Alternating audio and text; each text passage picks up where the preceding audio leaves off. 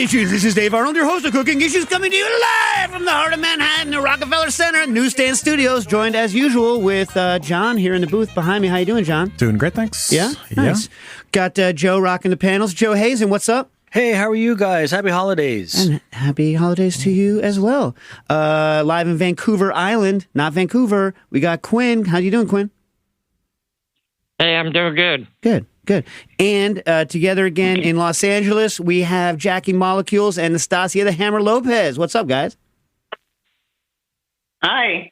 Hey. Hello. Hey, and we're going to go back to our normal format. Like last week, we had Jacques Pepin on, and we were going to do our, introduce our guest at the beginning and shoot the breeze like we've been doing, and his assistant was like, he'll hate that. But this week, she's like, he doesn't want to hear more than one person talk at once. We're like, okay.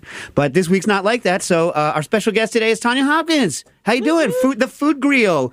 You know her as a food griot. We're going to talk a lot more about what she does in general, but welcome to the show. First time on. Thank you for having me here. Yeah.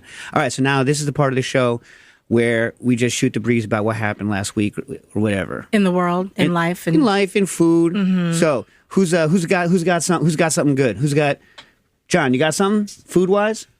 Food-wise?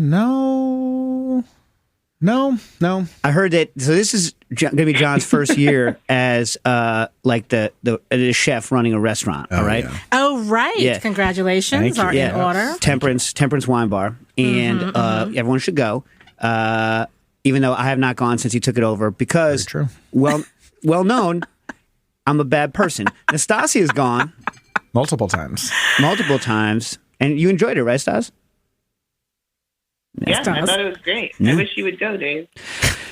I was going to try to... Oh, whatever, man. Jesus. Anyway, so my point being, though, is he fell into the trap of not closing the place on New Year's Eve or Christmas Eve, but also not selling it out. Uh-oh. So now he's just going to be there. Oh, it's a loop of... In major... Terrible.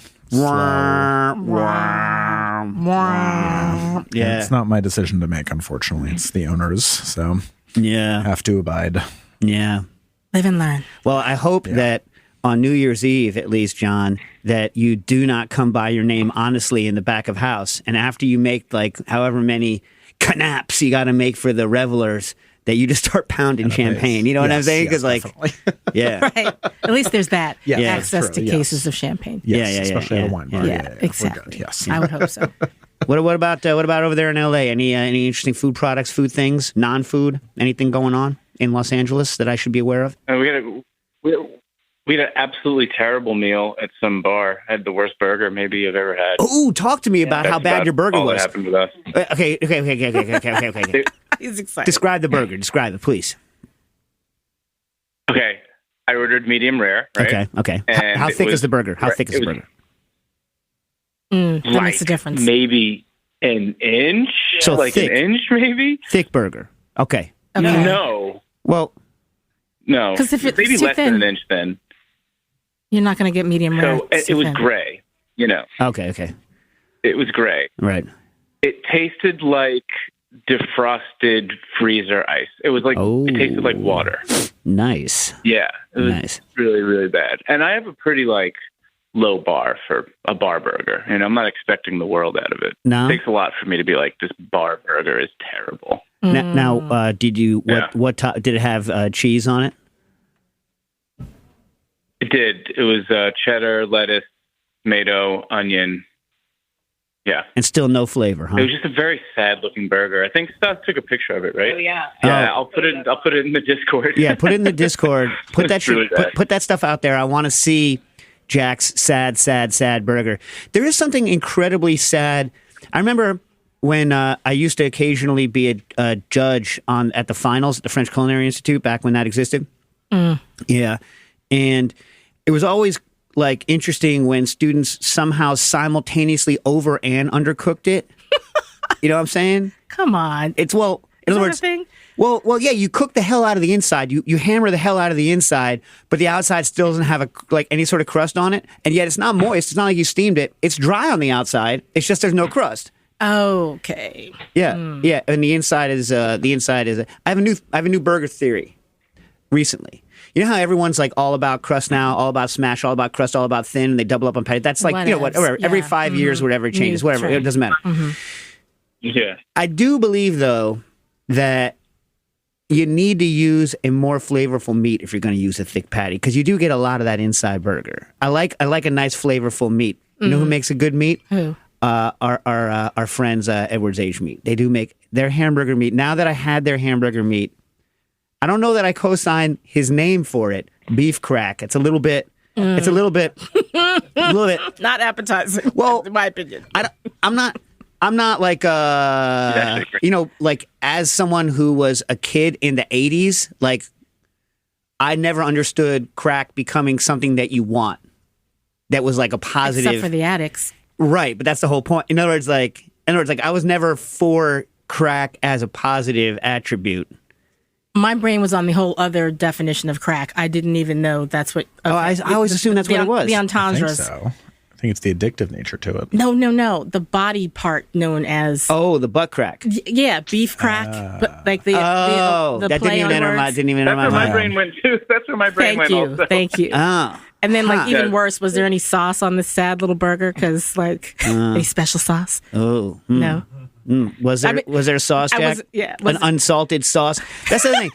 Like, if a burger doesn't have salt on the outside, what is it? It's horrible. You know what? What about places that serve bar food but don't put salt out? Well, because usually it's already salty enough. It's already, it's I never supposed trust to be. people, That's so- the yeah, but I point don't of trust bar pe- food. I don't trust to people. dehydrate you so that you hydrate yourself at the bar. Are you Isn't that saying the you point? trust people, Tanya? Not really. You know this. Yeah. I mean, I want to trust people. Yeah. That's my first move until, Yeah. they immediately give me reason not to. Yeah. Like So- tasting it. Yeah. So, Stas, you were also there? Yeah, I was there. What but did you- what did you order? a baked quesadilla. Baked quesadilla. How was that?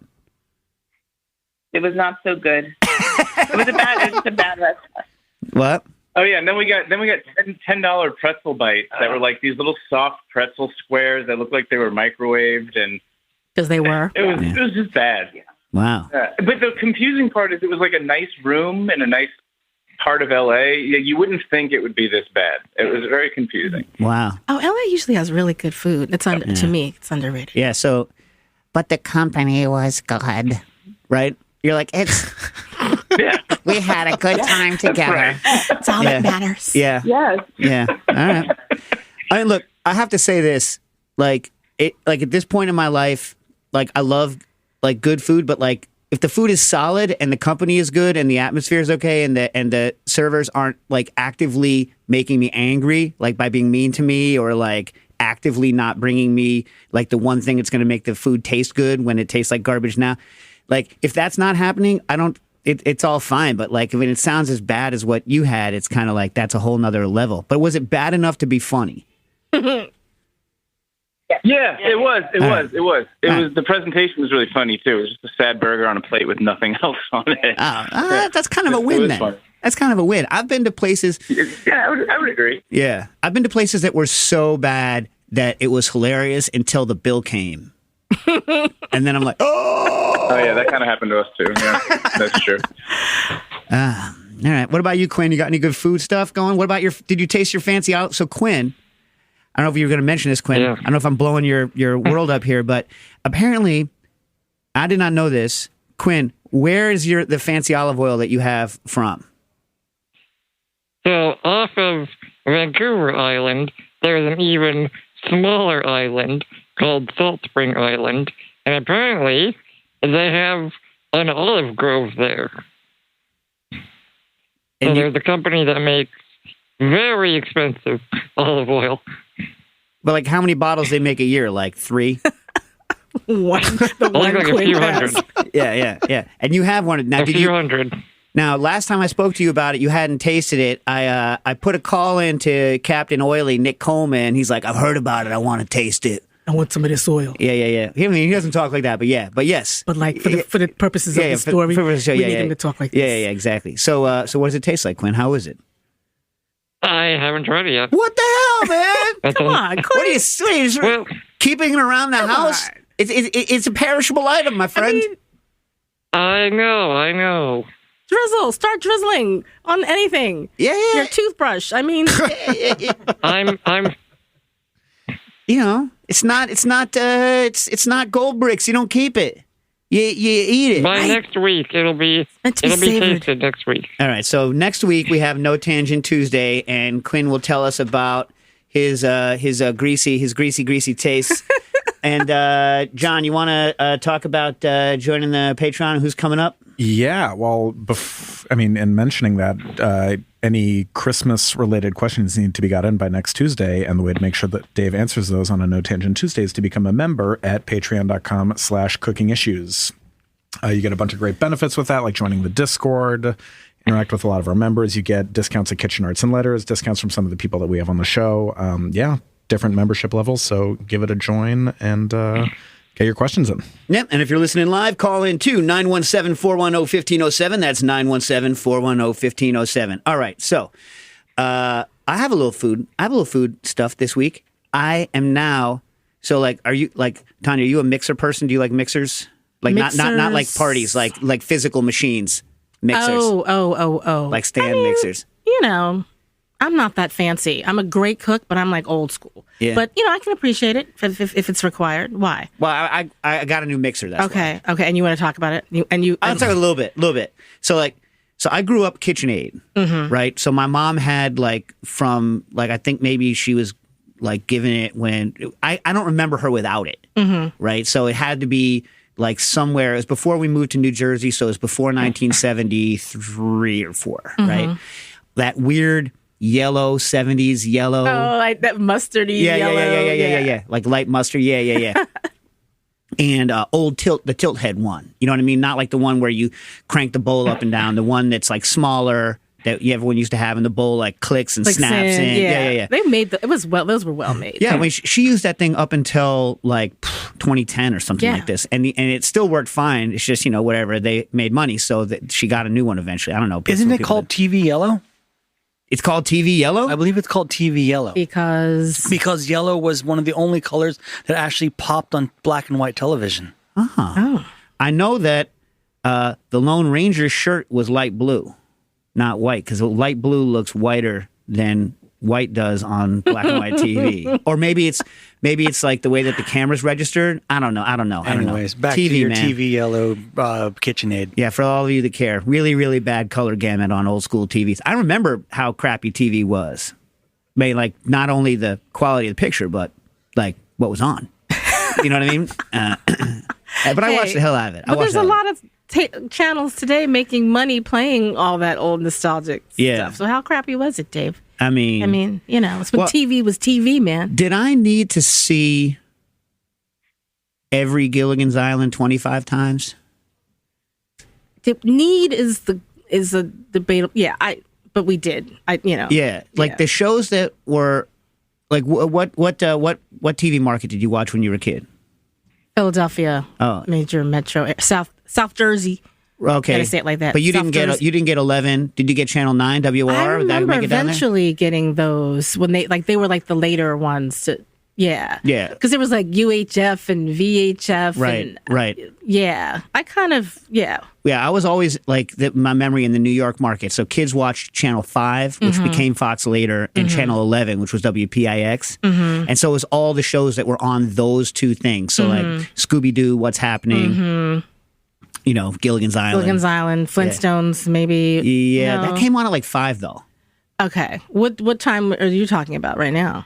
I mean, like, I would, as soon as I got home from school, like 3. I would turn on my Only Friend, the television set, and have that thing going. Xers, the life of the of the X, the Gen X growing up. Yeah. And I was an only child until I was like 16. So like, oh my God, me too. Oh, really nice. Yeah. What? TV, my best and only friend. Same. Yeah. Same. Yeah. Here we are. Yeah.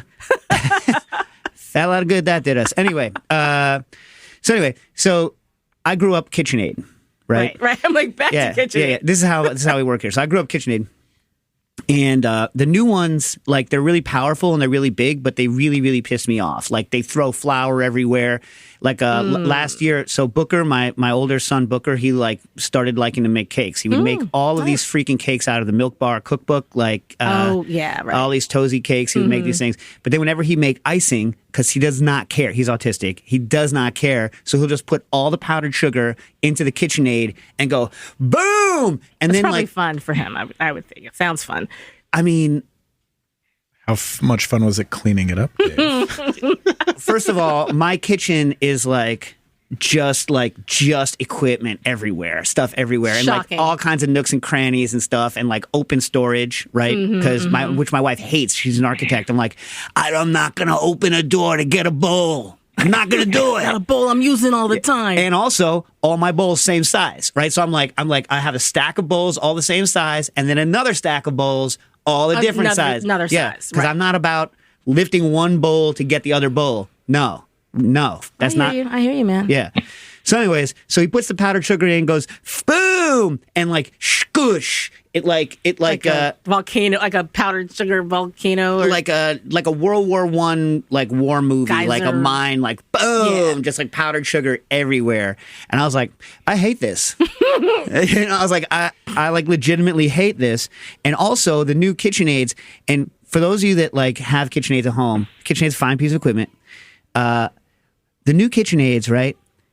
None of the beaters touch the bottom of the bowl. Yeah. did they used to? Yes, in the 70s they worked, the small one, but the bigger ones. Right. I can remember that and- clicking, that noise, Right, the yeah. sound. Yeah. And now, right, they're like, but there's an adjustment screw that you can make, but you can't make the bowl go up far enough. So everyone has these fancy KitchenAids, and what do we all do? John, what do we all Scrape do? the bottom. We grab the freaking bowl with our hand and we like jam it up Oh, yeah. into the beater to get good contact. Why? And then, God forbid, you make like a stiff dough, like a pasta dough, right? You can't walk away from that thing because KitchenAids, much like your son's about to be, Joe, like to walk. And then they're like, right off the counter. A KitchenAid will walk right off the counter. Anyway, What's the moral of the story, Dave? I moved to Bosch, which is German, for a couple of years. Oh, okay, different brand. Different brand. So there's three, but everyone here only uses KitchenAid, right? But in Europe, there's two others, right? And some in the US, right? Bosch, which I liked for a couple of years, started to tick me off for different reasons I won't get into. I've just moved. I've gone Swedish. Oh. And Karlstrom. And so far, I really like it. Have the clouds open? Are the harps playing? Are the angels singing? I only just got it, but Okay. I really like it. Okay. I really like it. So far, no mess, open bowl. You can stick your hand in it without getting your hand mangled because of the way it operates. that's it a rotates plus. the bowl. Oh. It rotates the But bowl. do we have contact? Is there contact? There is 3-2-1 contact if you Okay. watched that show growing up. I'm talking about the Yeah. mixers in the No, bowl. it's good. I know more to report on later, but yeah. But I was going to say, the moral of the story, new isn't always better, is it? Right. Well, Latest, greatest. The Swedish one, they've been making it the same exact design since That's the 1940. po- Since that- 1940. You just made my point. Because you kept the word you kept saying with KitchenAid, the new one, Yeah. and it's like, but the moral of the story is, new ain't always better. Right. Well, yeah, that's But I true. mean, that's just, I know that's like anti-capitalist of me and anti-consumerist of me, but if it ain't broke, don't fix it. Yeah. Well, the only problem with the old ones is that everyone wants to be semi-pro at home, so they make larger batches of things. They think they want to be semi-pro. Yeah. Yeah. Anyway, so that's my food story of the week. So it's not even a food story; it's equipment story. Equipment to make food. Yeah.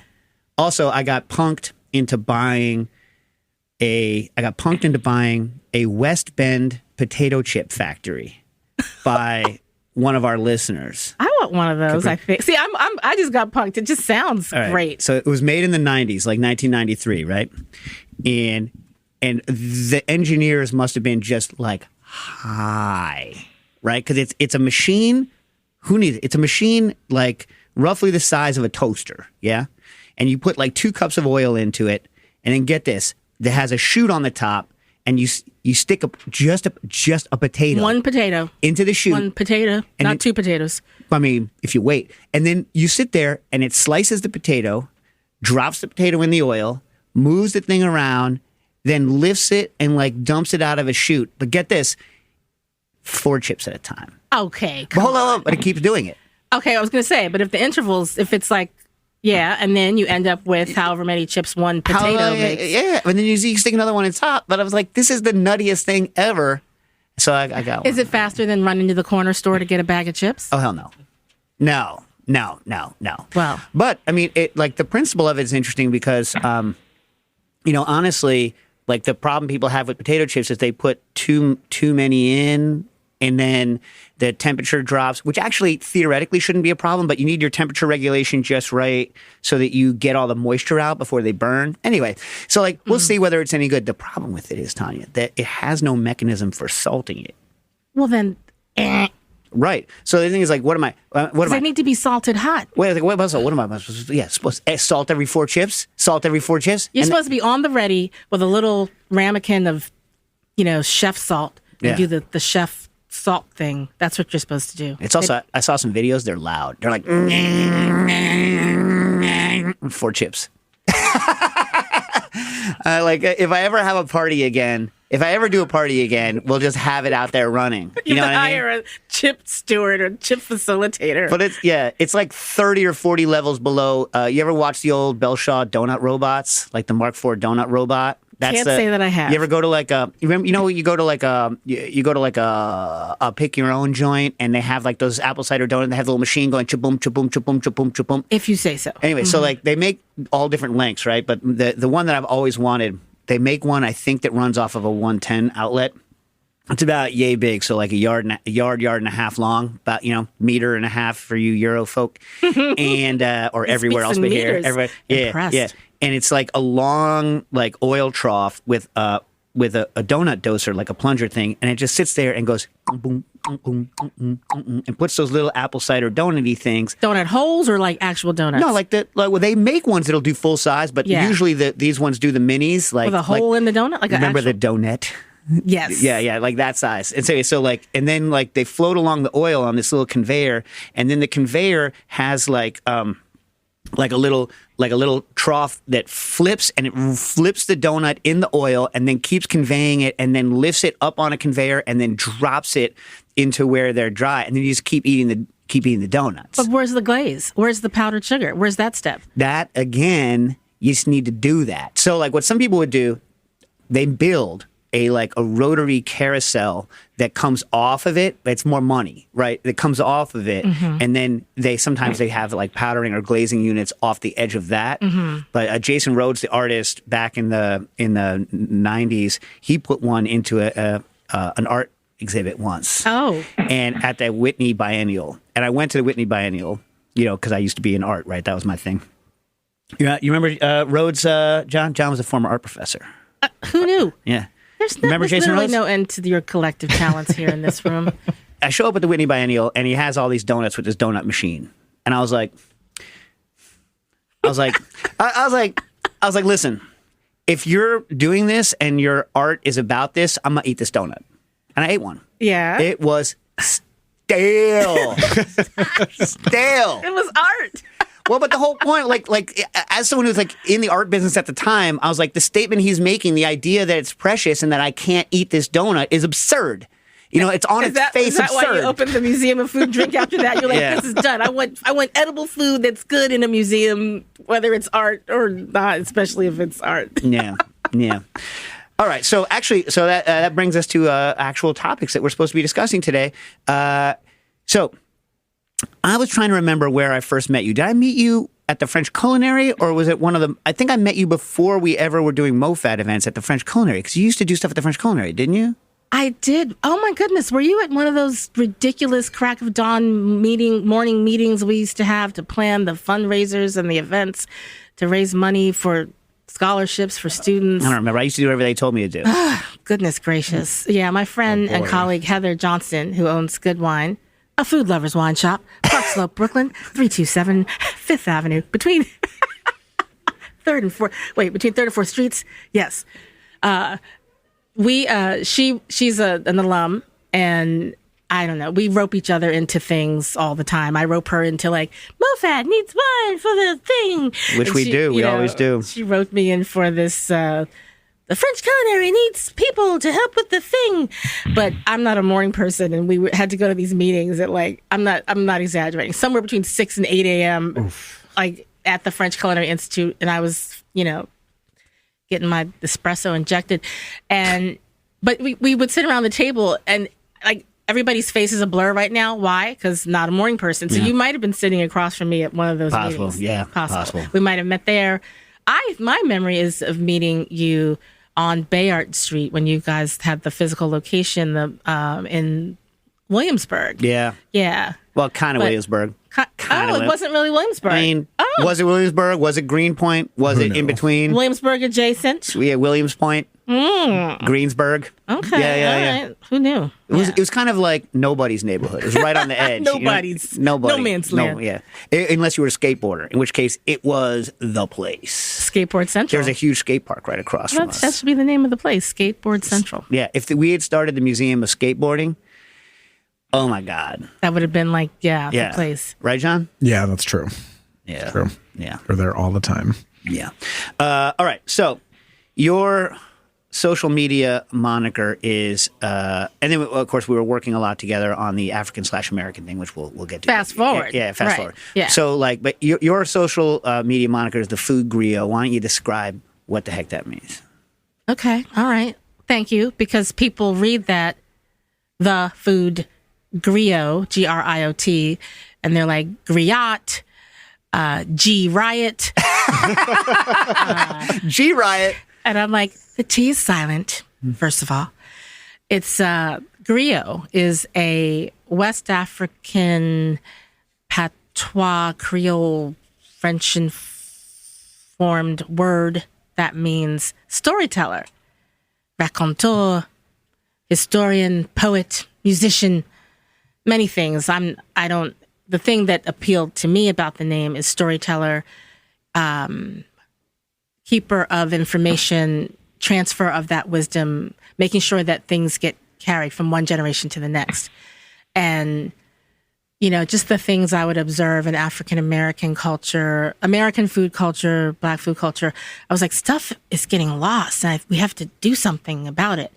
And, and also narratives, being written back into the story, like it's the storytelling aspect of it, the history part of it, and the importance of making sure that it gets transferred and continues.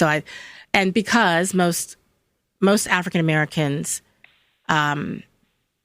particularly in North America, African Americans have DNA from West Africa. Like if we trace our origin and ancestry, it's coming from what is present day Nigeria, Ghana, Senegal, and that's where this word comes from, and it's a word that's popular in those different nations that weren't necessarily those nations back when the transatlantic slave trade started.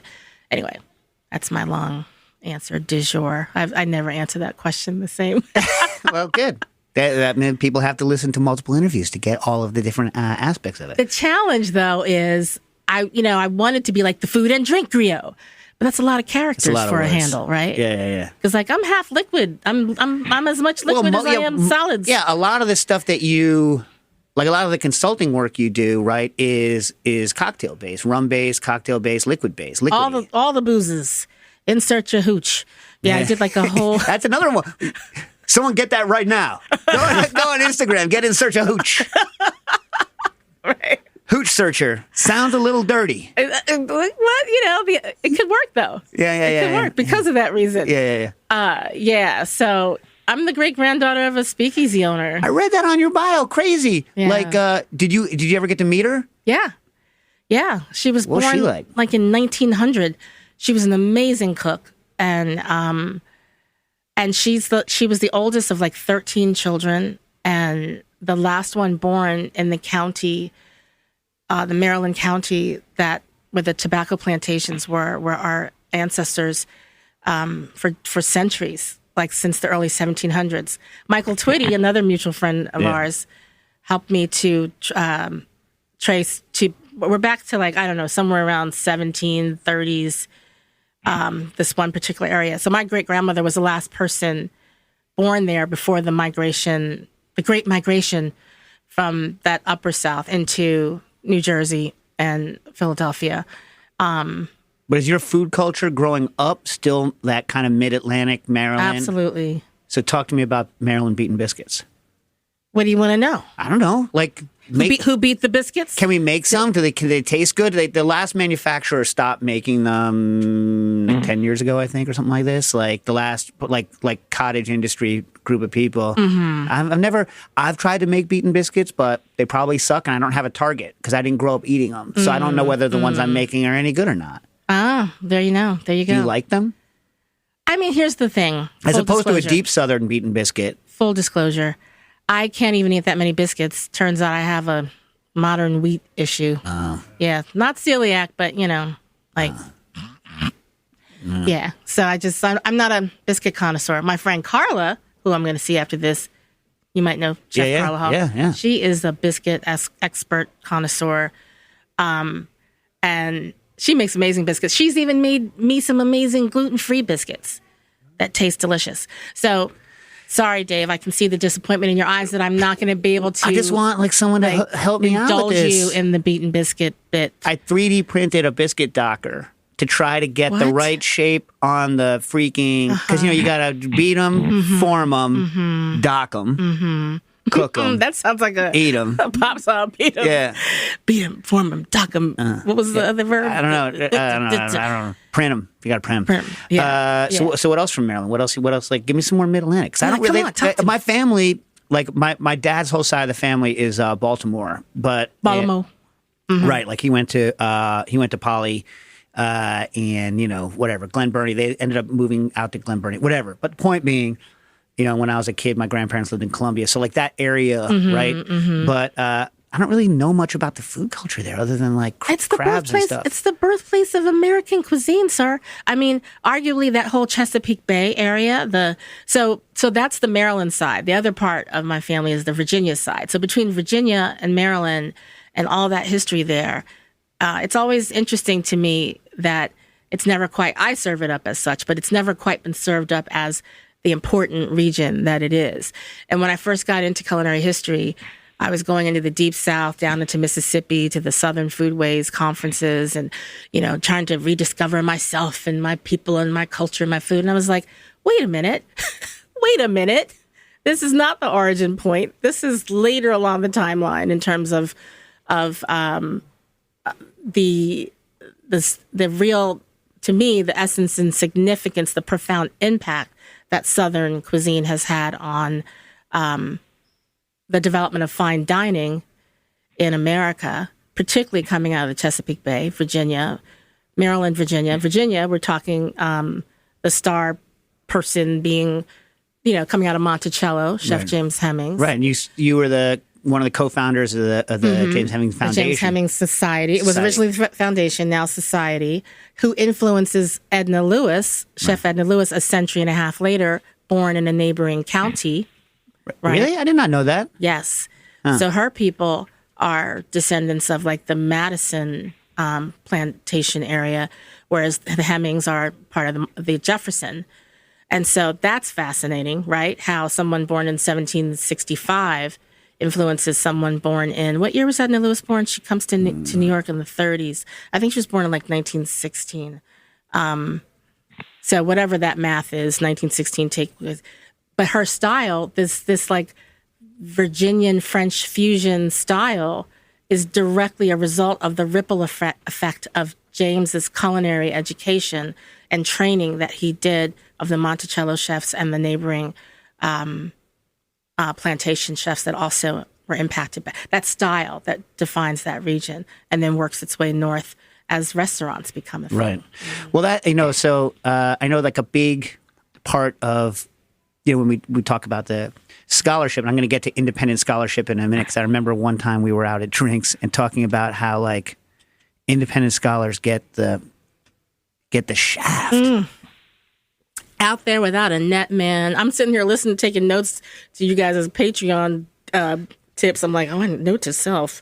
I need to do that. Yeah, I remember you were like once, like it's nice that people want to hear what I have to say, but how about getting paid somehow? Yeah. How about it's because honorarium is like code word for here's $5 or $100, which is equivalent to $5 today.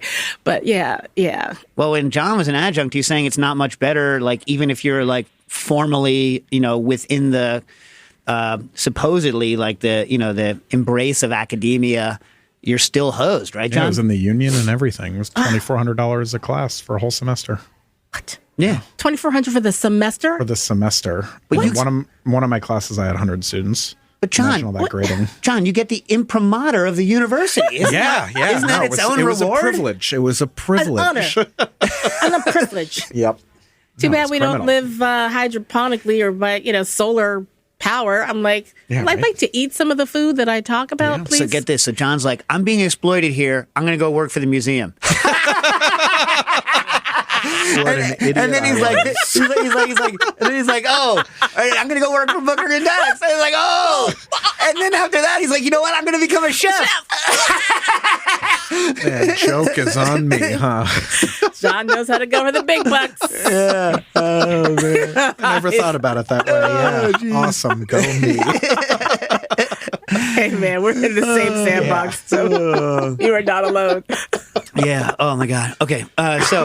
But I know like one of the subjects that, was interesting when we were first sitting around trying to figure out what the African/American exhibit was going to be is this whole fact that all of the kind of professional cooks, right? Or no, most of the professional cooks, and like a lot of where that comes from, like high-end American cooking, hospitality, hotels, catering, all black, And it's like somehow when cooking became cool, that got written out. When it became an actual profession with Right. prestige and honor and salary, whatever, compensation, celebrity, Right. compensated celebrity status, because there are early chefs, America's first celebrity chefs, which I don't like to use that term, applied to enslaved people who have no agency for themselves. Oh, they were celebrity chefs, because that kind of makes us think that, oh, how cool. Like, no. But they were the most famous, well-known were James Hemmings, Chef James Hemmings, and Chef Hercules Posey, owned by George Washington. And Thomas Jefferson owned James Hemmings until James Hemmings negotiated for his freedom. He was involved in his own emancipation, which happened in 1796. And then, no one knows exactly what happened to him after that, right? Or like it's It's a mystery. Yeah, they say, the story goes that it was death by suicide, but Chef Ashbel McElveen, the founder of James Hemmings Society and the living foremost expert on the details, the research of James' life, who, in Paris, he's done research in Paris and here in the States for years. He's got other theories. He doesn't believe it was suicide. Huh. And so let's trace that like a little bit further, because I wish I knew about or could have gone to this dinner. So like really rich northern industrialists all used to hang out in Saratoga Springs, right? And the people doing the cooking there, also black folks. And there's been a couple of good scholarly works on kind of the hospitality industry in Saratoga in the 1800s. But someone who lived in Saratoga and then came down to cook, who I didn't even know about, and Northup, then you do this whole meal, reconstructing something actually in the mansion up in right. I used to, like, my mom was a doctor at Columbia. I was like 2 blocks from the Jumel mansion. And my whole childhood growing up, I spent at 168th Street and the hospital, goodness. like chilling whenever my mom was doing stuff. And like, I never even went over to that mansion. I never even saw it. And so you do this dinner reconstructing like a meal that she would have cooked, because she was a professional cook, like sometimes in Saratoga and sometimes there. And so we all, we hear obviously, 12 years a slave, blah, blah, blah. Yeah. She was the one left behind to do the work when he got stolen, when he was kidnapped. She was already doing that. That's part of, he is abducted, stolen while she's away. She's a highly sought after, very highly skilled technique chef.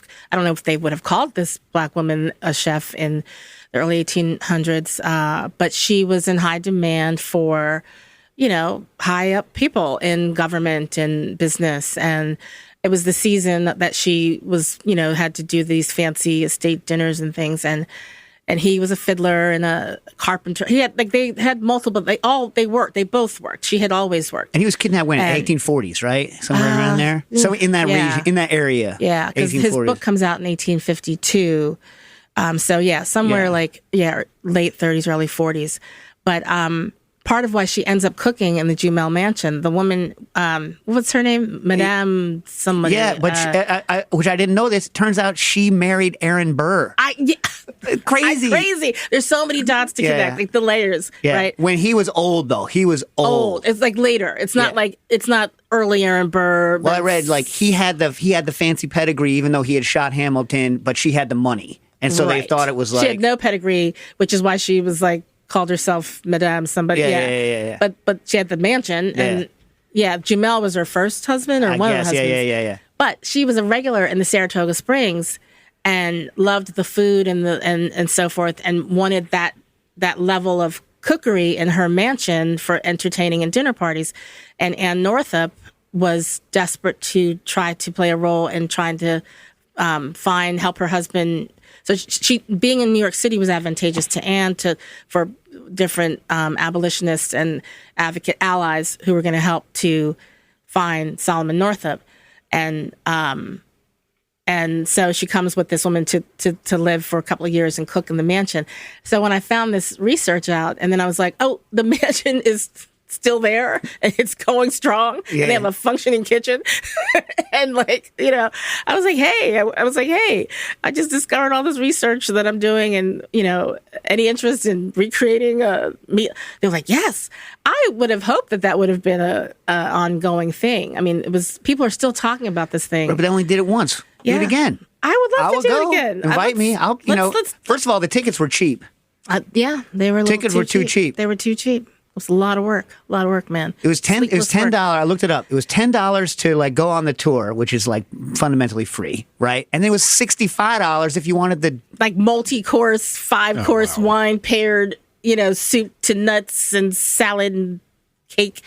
Yeah. How was the dinner though? Was it fun? It was delicious. And we recruited some students from ICE, I believe, to help. I'll forgive you. I know. Man, but the fact that we're talking about this, and we could do things again in real life. Everything doesn't have to be virtual. Let's do this. Let's do this, man. Let's make it happen. Sure. But I don't know who's in charge of the mansion now. It might be new management, new people we got to make friends with. All right, let's talk about something else before we get into the reason why I desperately wanted to have you on right now. But wait. Did you know that the guy, Potato Chips, just to connect the dot to something earlier, Anne became this portal to all these amazing chefs and cooks. The guy who invents the black chef guy who invents the American potato chip. Right. Have you done more research on that? Because you told me that you were still working on it years ago. I don't know what the current theory of operation on the Saratoga potato chip is. Yeah, the black guy named George Crumb, pun intended, his name is George Crumb, in the 1850s comes up with, he's credited for creating for popularizing. No, for making that. Well, okay, so what I heard was that there was a butthead guest. Right. Who's not crispy. Not crispy. Not thin enough. Not crispy enough. Yeah. And that's the Saratoga chip, right? So the chef, Crumb, is how about now? He's like, no. And every chef knows this. Eventually, chef's like, F you. Right. I'm going to hammer these sons. Yeah. And then he's like, yeah, and he comes up with this delicacy at the time that we now, have as snack food. There's a theory that it might have been, there's some people who are saying his sister was involved, or there's a hidden black woman in the scene involved in helping him. Is that why we didn't go harder on the story in the thing? Because I remember there being some sort of kind of block or some kind of. I don't remember what the block was. Well, there's just not the data. It's so, you have to be like a detective. It's so hard to get to the bottom of a lot of these stories, but also histories were written out. Yeah, right. People just were not included. Yeah. Also, for me, this personal. This is personal in museum in general and origin stories in general. Is that most origin stories are at best embellished. It's who made it popular. who made it popular? What's the group of people that did it? What's the Right. group of people? Not necessarily like the one author. We have who a is- way, right, Yeah, of doing that in this culture, like this one person. Right. And it's like, is it ever one person? Because there's always other. Right. Yeah. You know what I mean? Right. So like I always get like whenever like something is traced back to an individual, I'm like, okay. You know what I mean? Like You're suspicious. a little bit, just because I understand it. Like and obviously all of us like in the hospitality industry, we understand that to sell something, you sell a person that people can understand, and people go buy that. They buy the personality. But it's never true, and someone's getting hosed. You know what I mean? Right. Like Right. I don't know. Yeah. I don't know. I don't know. I remember making potato chips by hand. I didn't have your fancy contraption. Yeah. I was up at Molly O'Neill's. She used to have this incubator for food media people, and we were up there in Rensselaerville, New York, not too far from Saratoga. And I got inspired to make. That was we all had to kind of do something before we got out of the program, and I was like, I'm going to make potato chips by hand. Yeah, It was pretty good. Well, so what is your? Do you have a technique for potato? Or do you, I have do you no want? technique. All right. Yeah, I mean, I could. I'm one of those intuitive. I'm one of those old school. Come from a long line of professional cooks in America, and you just learn from watching and learning and multisensory. And Edna Lewis talks about that when she writes recipes. They're kind of But I mean, if I thought about it, I could tell you some techniques. But make sure the oil's hot, not too hot. Well, yeah, you don't want to look. Are you thin or are you thick? What are you asking, Dave? Chips. Okay, all right. Or crisps, as those weirdos call it in the Crisps. UK. I know. Yeah. Which came first, the crisp or the chip? I don't know. Chip, come on. All right, come okay, on. all right. And a French fry, on what planet is a French fry a chip? In the UK planet, in the England, for the Brits. Yeah, but if you think about it, why would that be a chip? It's not chip shaped. Exactly. It's ridiculous because their English is weird. Yeah. I mean, even like wood chips aren't shaped that way. Not like, Chips are chips. Yeah. They're just trying to confuse us. Yeah, it's unpleasant. It's Yeah. unpleasant Yeah. linguistic flourish They do it have on there. purpose. Yeah, it's not Yeah. good. Anyway. all right. We digress. So, to me, the issue is so like I've done so. Potatoes obviously have some sugar in them, right? Especially Right. like the ones that we Starch. have, we can't store them well enough to make sure that like literal like sugar, so that they get too dark. And so a lot of people don't like their potato chips too dark. Is that from the sugar? Yeah, I didn't know that. So it's like one of the things you can do, you can soak them in some acid, and then they'll Or like taste a little bit salt acidic. water, no. Well, yeah, and it'll leach out some of the sugar. Oh, okay, right? right. And so then you can cook them a little bit longer, make sure you get the water out without them getting too dark. But so that I ran all of these tests, right? All of them. And then I did the old school kettle where you're just like chop into the oil. And Dax is like, these ones taste more like potatoes. And I'm like, God, like fried some potatoes. crap. I'm not allowed to curse on this. I was like, yeah. Whereas like he's like, when you taste them side by side, the ones that are just soaked don't have as much potato flavor because you soak that stuff out. Oh, because the flavor's gone. Yeah, I'm all about the flavor, man. Yeah, don't take my flavor away from me. I like a thin chip. I'm just gonna be honest. Yeah? I'm usually like I'm thick all the way. I'm consistent. I'm a thick chick, but for the chips, I like a good thin chip. You ever have the actual Hawaiian? And like a little air bubble in the chip. Oh yeah. You ever have the actual Hawaiian Maui ones in like the glassine paper that like they don't ship? Yeah, the ones that you gotta go to Maui. Yeah. I've never been to Maui, but I've had. have. Whenever someone goes, they bring them back for me. Oh, I'll bring They're some. very good. I wish I could make that chip. Those are good chips. I met some Hawaiian chefs recently at the Beard House. Oh yeah. And Leanne Wong wasn't there, was she? She's in Hawaii. no. Been in Hawaii for a bunch of years. All right. No, I didn't meet her. But my family's on the West Coast, and we go to I tag along to Hawaii. I'm going to look them up. Maybe I'll see if they can hook us up. Never been to Hawaii. Yeah, My wife was born there. She hasn't been back. Yeah. What? That's another conversation. Yeah.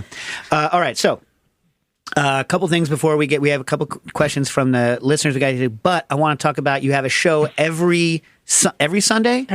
Every Sunday, Savory and Sweet on WURD, the Word Radio. Word Radio, and that's out of Philly. It's out of Philadelphia. Yeah. Mhm. So now the sad thing is that they only put up clips. They don't put up the whole. I couldn't find the whole Like the whole the show. whole thing. They put up your chef's interviews. They do. Yeah. Okay. I mean, Good job looking out for your own. If you're following in the food griot, man, and you go to my link tree, I post the most recent episode. The full one? Yeah. It's like a 2-hour show or It's like something. a 2-hour show. It's about to be a 1-hour show. Yes. Actually, as of this last Sunday, it's now a 1-hour show. All right, so you want to say again, I only got to listen to the chef interviews, but do you want to talk about what the show's about there? Or about the radio station in general? Sure. Yeah. So WURD, their tagline is Progressive Black Talk Media, Philadelphia's Progressive Black Talk Media. It is one of the only 100% owned and operated, family-owned black talk stations in the nation. I believe there are maybe 3. It's the only one in the state of Pennsylvania.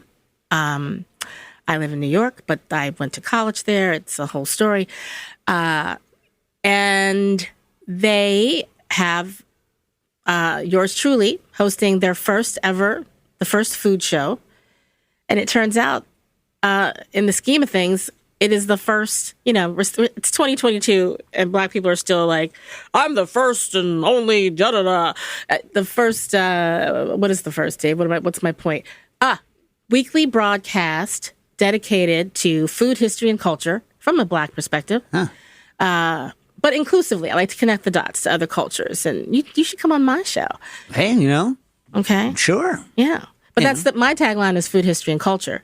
And I talk with chefs. I talk with mixologists. I talk with food sciencey people. I just talk depends on the topic. I try to keep it, like December is Bartender Appreciation Month. Did you know that? What? What? Well, you know what? You know what you should do? You should go out to people's bars and appreciate them by giving them money. By paying for don't even get a drink. Just give money. That's just when put we the used to money make- on the bar and walk out. That's when we used to make all of our money. Oh, right. You know what I mean? Yeah. It's like and you're about to go real dry. Jan Feb's never as good. In this city, summer's never as good because everyone leaves. Yeah, what's with the dry I hate the whole dry January. But yeah, I gave you a shout out. You'll see it on the post. I was like, it's Bartender Appreciation Month, and I'm going to talk to Dave Arnold. There you go. We want to Nice. appreciate him because that's one of your many roles. And you should appreciate your bartender, Absolutely. in my opinion. Yeah, I mean, I'm a home mixologist. I don't get to another reason I'm in the same sandbox as you. I make a mean drink, but in the house. Yeah. So like nobody's putting money on my kitchen counter for the drink I just made for them. What if you did that? Use What if mason someone came jars. over to your house and you're like, Pay up. we had like a jar, like a tip jar in your house? I have a tip jar on my link tree. It's empty.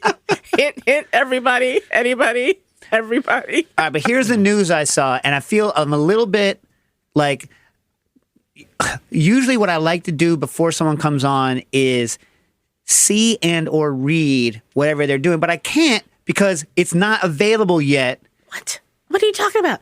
This new Food Network thing that you have coming out on December That whole thing? 26th. You have the whole series coming out. It's Food Network celebrates Kwanzaa with a new series, the Kwanzaa Menu, hosted by you, Tonya Hopkins. And so, like, how many episodes is it? They basically are like, you have to wait till the 26th. We're not going to tell you squat tola. They're like, I was not able to like kind of like steal or pre-download any of the stuff. So what's going on? It leaked for like a few hours on, I think, last Friday. The episodes were like out there for the world to see accidentally.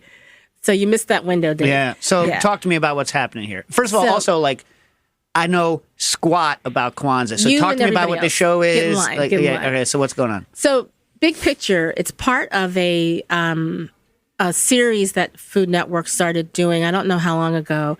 Of I call it their ethnic series, where they take a holiday like Lunar New Year or Diwali or Juneteenth. I think they have 4 others. I think Kwanzaa's the 5th or the 6th of this series. And it's called the whatever the holiday is menu, right? So the Diwali menu, the Lunar New Year menu.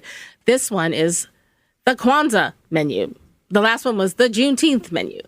And so Kwanzaa, a non-religious cultural holiday, is 7 days long. So there are 7 episodes. It's 7 days because the Nguzo Saba, the 7 principles each day that you're supposed to kind of reflect on. And it's great because it's a great lead up to the new year. So instead of like the New Year's Day, because the last day of Kwanzaa is the first day of the new year. So the last day is on the 1st of January. The big feast night is on the 31st, which is the same as New Year's Eve. So it's a holiday that was created in 1966 by a Pan-Africanist scholar out in California, Long Beach, California, named Dr. Milena Karenga, who is still an African Studies professor, maybe the head of the department, not maybe, actually, with all respect, out there in the Cal State. But maybe. Yeah, maybe. He teaches stuff. Yeah.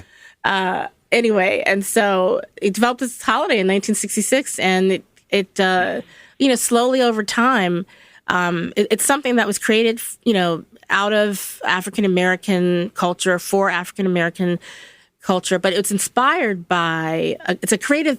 He describes it as a creative synthesis of these ancient harvest rituals and festivals that would happen throughout Africa, and it's designed to be celebrated throughout the diaspora, right? So the Caribbean, the South.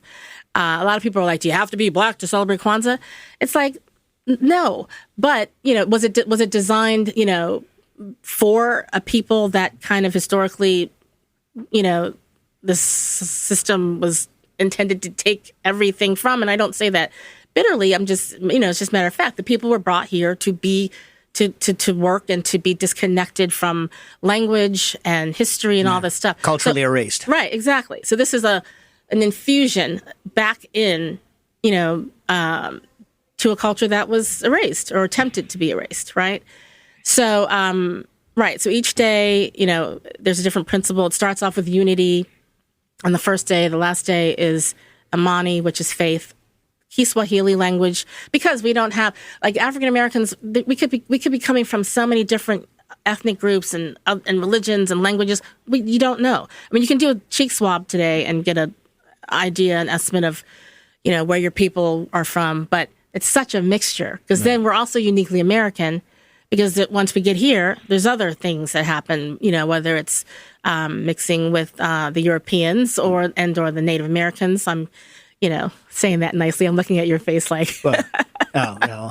like my choice of mixing. Well,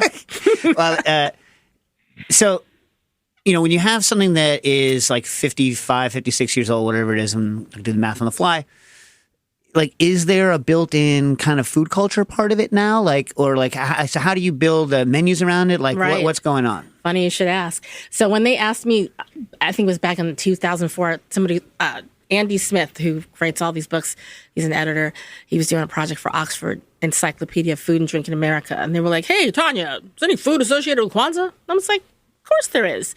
And I believe Dr. Jessica Harris had already written her Kwanzaa keepsake book. There was some stuff out there that people had, put together, because it's based on, harvest rituals and the first fruits. There's a basket of fruit, all this stuff. But it's like, is there, when you look at the official printings from Dr. Karenga, it's like, what is the menu? What's the food? And it's kind of not there. And so luckily I was able to, through my parents are educators connected to the Cal State system. I was like, "Hey, can one of you guys connect me so I can talk to Dr. Karenga and ask him about that?" And they were like, "Oh, maybe. I don't know. Let's see." And they made it happen, and I was able to interview him. It turns out I'm the first. I know I'm sounding off. No one's ever asked him? Nobody had asked him. Nobody ever talked. So that's another thing. I got to sit down and talk with him about food, and a lot of people aren't foodies, and he's not. I wouldn't define him as a foodie, but so at the end of the day, it was very great, informative conversation. But I walked away. You interview him on the show? No. This was I interviewed him it's on a cassette tape, on a handheld recorder from when I was writing my Oxford Encyclopedia entry. Oh, yeah. And I found it. I found the cassette and was able to put it into a podcast episode 15 years later. But turns out there is no set menu. But there are certain principles. You want to draw from different cuisines throughout the diaspora, the African continent, as well as, then the Caribbean. Jamaica comes to mind, places that have really interesting cuisines, really, and the American South, of course, and all that kind of stuff. So it's creativity is at the core of Kwanzaa. Reinvention for people who had to reinvent and continue to reinvent ourselves culturally It's very inspiring. I love it. I think it's an excuse to try different foods. African Americans have not historically been exposed to African food or to food outside of what is narrowly defined as soul food in general, for the most part, right? So to me, it's a great to kind of discover a broader sense of oneself, connected to something bigger than yourself through food. And so people can start looking out for that on the 26th, right? The first episode, yeah. Well, actually, there's an episode every day available. They're short. They're mini episodes. It's foodnetwork.com. All right, we got 2 questions in for you specifically. Quinn, shoot them off quick. We got 2 minutes. Okay, Vengroff, I loved the African/American exhibit. What happened to the artifacts and the quilt, and what comes next? Is that question for you or for I don't me? know. All of us. I don't know. Like most of the artifacts were returned to the learning institutions. Right. I can't really say what's happening to the kitchen. We still have the quilt that's in storage, just being well conserved and cared for. Thank goodness. All right. What's the second question, Quinn? For Tonya, what's a current issue or topic you wish more people were aware of? Wow. I just wish we, it's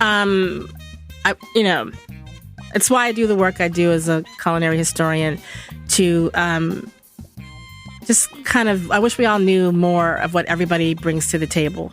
Yes, some groups, you look at Native American and African American, some groups, arguably might bring a little bit more to the table. But the point is that Like, who's got the worst food, Tonya? Who's got the worst food? You don't want me to go there.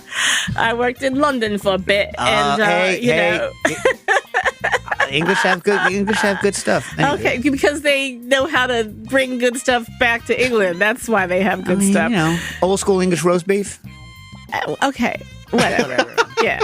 I like a good, what is that pie with the potatoes and the peas? Yeah, like shepherd's pie. I like a good shepherd's pie. I like a good fish and chips. It's like the fish fry. It's like But yeah, I had fun designing that Kwanzaa menu. It was my creative outlet. So I'm looking forward to people enjoying. And there's drinks. There's food. All right. Well, tune in to the Food Network for 7 days, starting on the 26th for the Kwanzaa menu, hosted by our guest today. Thanks for coming on, Tonya Hopkins. This has been Cooking Issues. This was so fun. Thanks for having me.